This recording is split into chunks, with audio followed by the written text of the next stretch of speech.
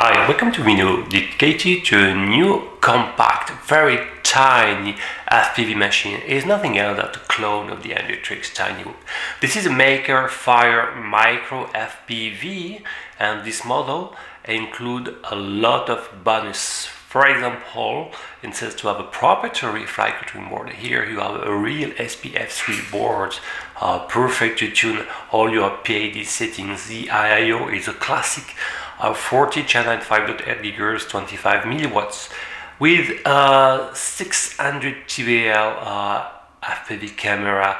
No real information about the light sensitivity. Motors are pretty tiny because this is a very lightweight machine. You will see it will be under 27 grams with everything. Motors are cordless 6 by 15 millimeters. They are known to spin at 65,000 RPM. Okay, so it should give a lot of boost.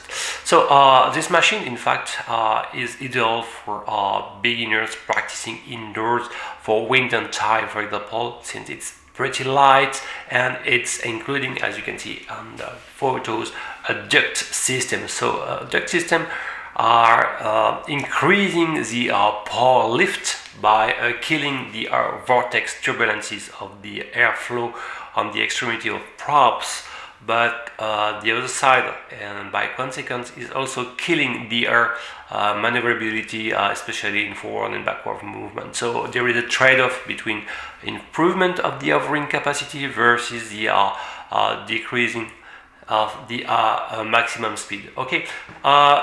Such kind of system is eliminating the problem, for example, to buy such kind of tiny wood clone. Here it's an Action E010 with separately Hayok FPV camera. You have to mount everything, to trim all the plastic. Here everything is done. That's pretty good, and the price announced for such a model is quite respectable. So let's discover a little bit the content, and you will see it's pretty simple. Okay, a service card with Makerfire logo, that's all, and a contact email in case of support. Our USB charging cable ending with this 1.25 millimeter GST connector, mini GST connector, quite standard for such kind of one. It's a LiPo. You need approximately 30 minutes to recharge. You will see the 200 milliamps powers are provided LiPo, and that's all except the quadcopter. So very well protected in this piece of foam. That's good for transportation. You can park some free battery in this hole laterally if you want, and here is the machine. So if we can make a comparison in practice, you will see it's using the same frame that the Rachin or 010 or the JC H36. They are exactly the same model, you will see. Or you can notice that my props is only 2 blades because I modded to save them weight, but originally you have such kind of props here. Okay, some 4 blade props, increasing the lift, and also reducing the total weight, flight time. So according to recent talk and on forums, maybe the best trade-off is to have only 3 blade one, or 2 when 2 blade here. You can cut, for example, 2 laterally. Are good to increase flight time, but you are losing also some power lift. So the best trade-off is probably to have a 3-blade edition. So what I really like here, everything there is based on the same structure of the shin. For example, you recognize, for example, the same plastic stick laterally. The same type of battery mount here, the 2 plastic here, the whole exactly localized on the same plate. I will remove the battery, you will see that it's exactly the same. But the main difference, at least, instead to have the former power connector here, now it's welcoming the micro USB hub for your SP Racing F3 board configuration. Second point here, if on the Chin or the JCH36 motors were directly soldered on the flight control board here, it's using some connector, so it's better for manual maintenance. But in another way, you are losing maybe 0.3, 0.4 grams by this extra connector. So if you want to save some little weight, you can directly solder motors if you want. Okay, it will be a fraction of a gram, not so much more. But except that the frame is exactly identical to the former model. The main difference is here localized on top, where you will be able to find this here green plastic canopy, but also jailing the FPV camera. So it's a 600 TBL model with two buttons. The front one is allowed to flip or mirror the FPV image signal, and if you long press on it, you can turn between the NTSC or PAL format. The rear one is more for band or frequency selection, so short press on it, you will cycle between the 8 frequency inside the selected current band, and if you long press on it, you will select one of the 5 band of the 40 channels, so the race band is supported. Motor pause and basic plastic one, and you have, if you can see here closely, I will try to focus a little bit. Okay, here you have this here, the branch of the jump system are not flipped, because you have been reported that if you want to increase a little bit prop and the lift, you have to flip this plastic branch, and with an angle of 45 degrees or 90 degrees. Here is not the case. Okay, so a way to maybe to gain some power lift will be to flip them, or as I did on my former Chin 010, you can also cut them directly. This one and this one, the most two external, of course keeps the main one, the more inner branch for your system. It is the main arms holding the motors.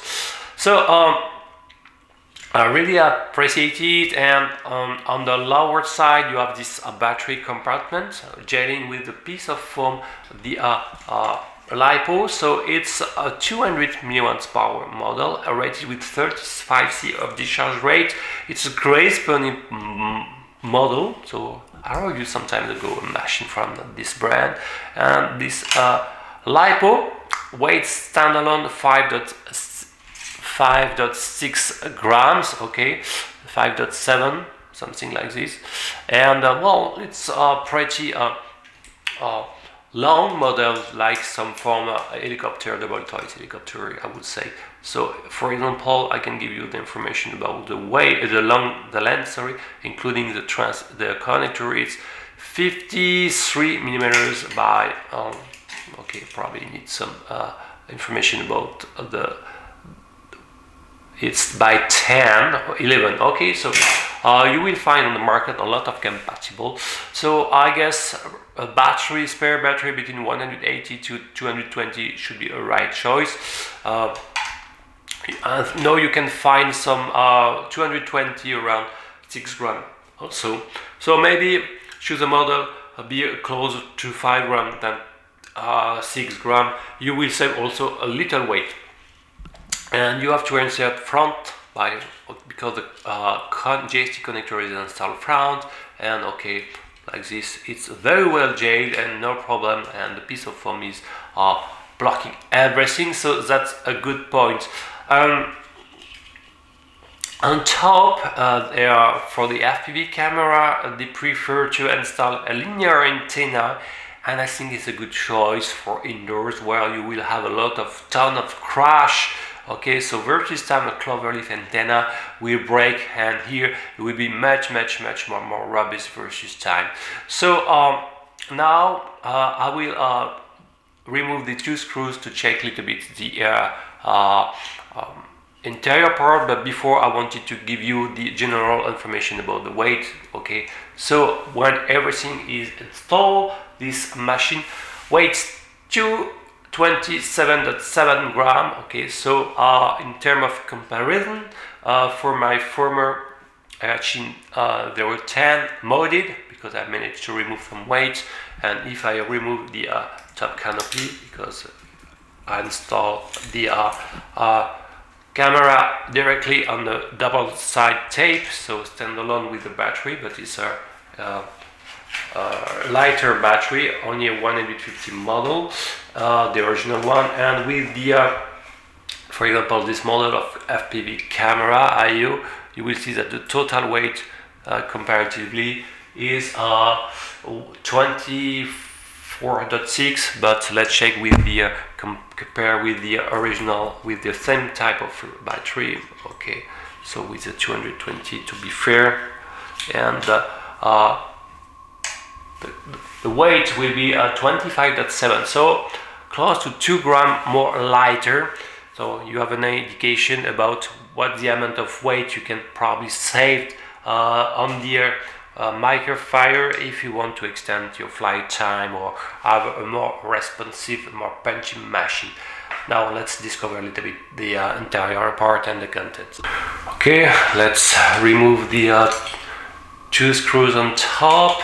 Pretty obvious, they're pretty easy, and in the same time they are blocking the top canopy, but as well locking the flight control board on the main plastic structure. So okay, and you will see that you have a connector, so if you want to remove the full battery,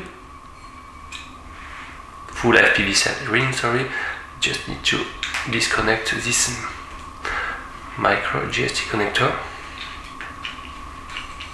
and it's a bit tricky. Okay, and you can disconnect, and if you want you can fly on uniquely in lost condition with this setup. You will have a plenty amount of time. Okay, I can give you for example the weight of the standalone system.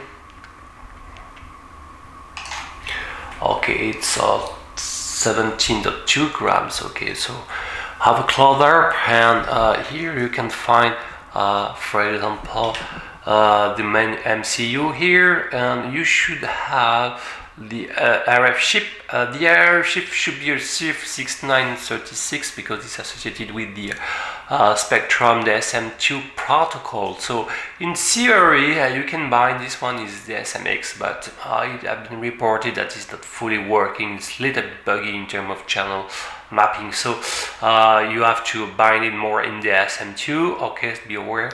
And on the other side, where you can find on the rear side the micro USB connector, you have a tiny hole installed in front, and where you can find the bind button.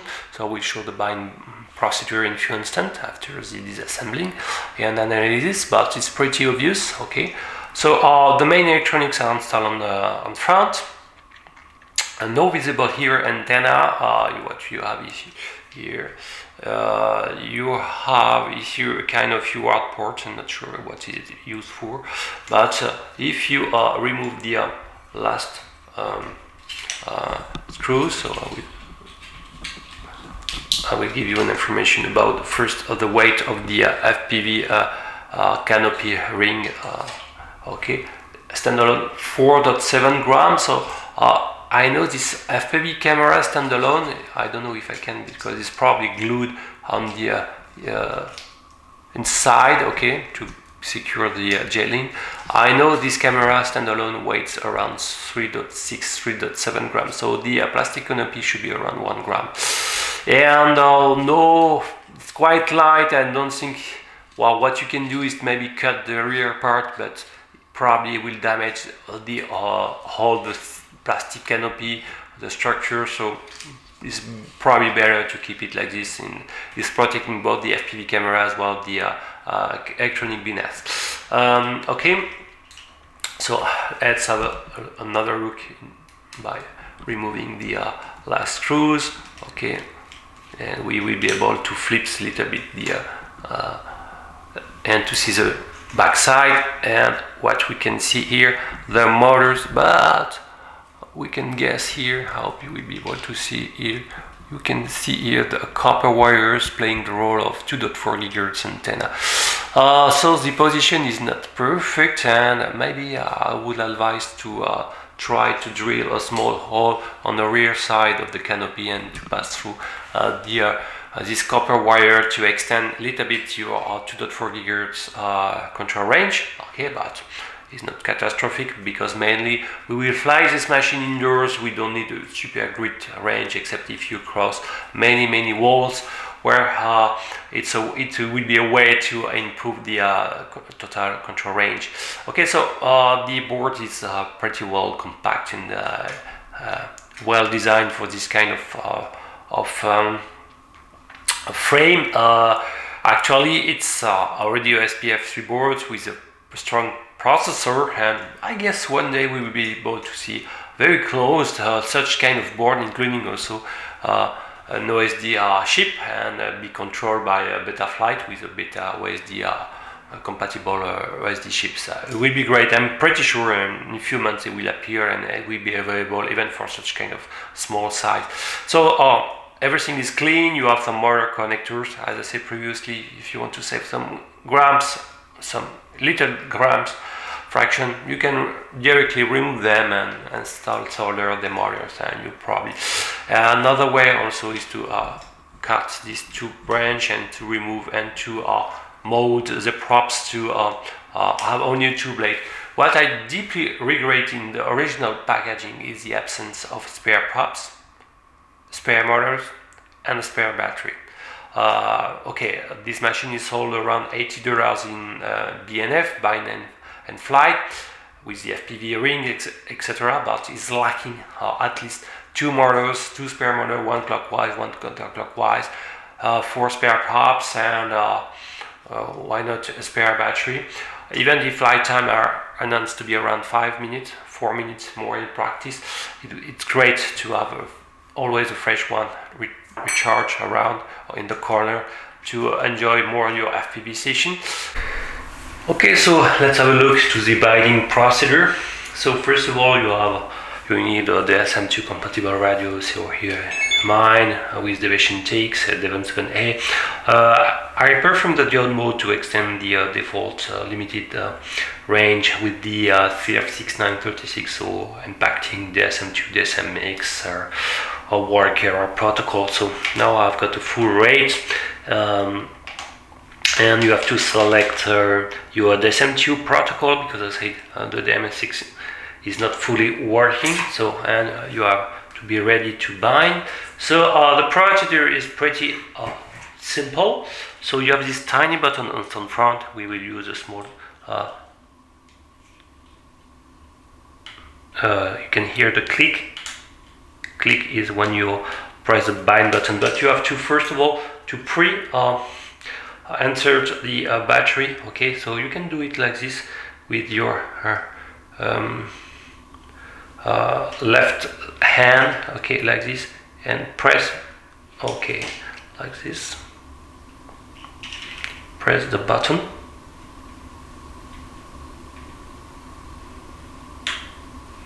and insert the battery like this, and when it's done you can press the buy button.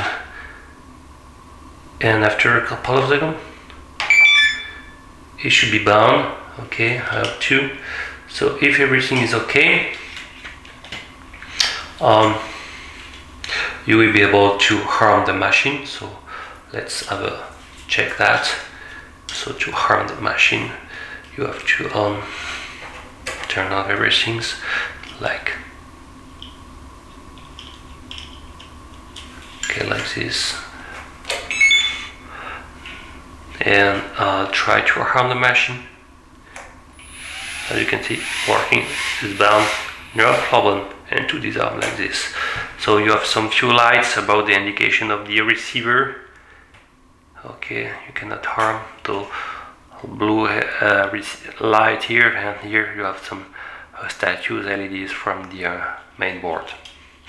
Okay, let's have a look now to the default operating system and check the default settings.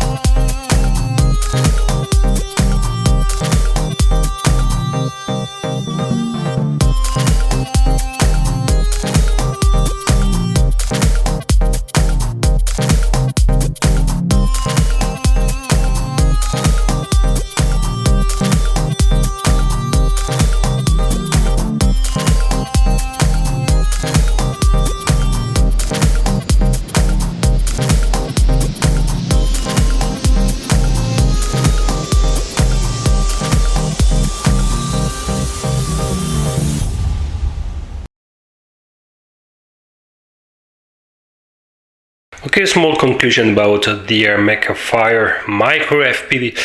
First of all, in terms of flight time, you have around 2 minutes 30, 3 minutes maximum, and you don't have a ton of punch vertically and not in way, but it's quite acceptable, and I found it's very stable indoors flyers, very friendly FPV camera, got a very good light sensitivity, and even for low light condition you will be able to fly it very correctly and very enjoyable. The control range as well, the FPV link is strong, you can cross several walls without any problem, so it's pretty fun.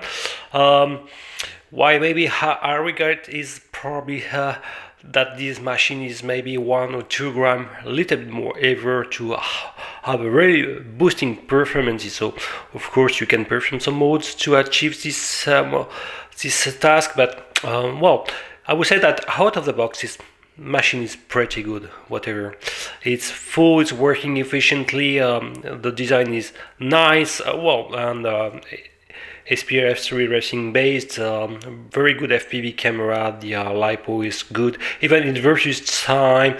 I think this battery performances will be decreased, and don't be wrong, don't abuse to fly it too much over 3 minutes, because you will definitively damage your battery to go in very low voltage, okay, to kill the chemistry of the battery.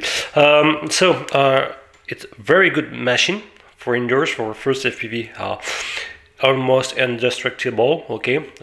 Versus time, of course, the duct system, probably the branch here will break after hard crash, okay, on hard surfaces, but it's very durable in my point of view, so that's pretty good.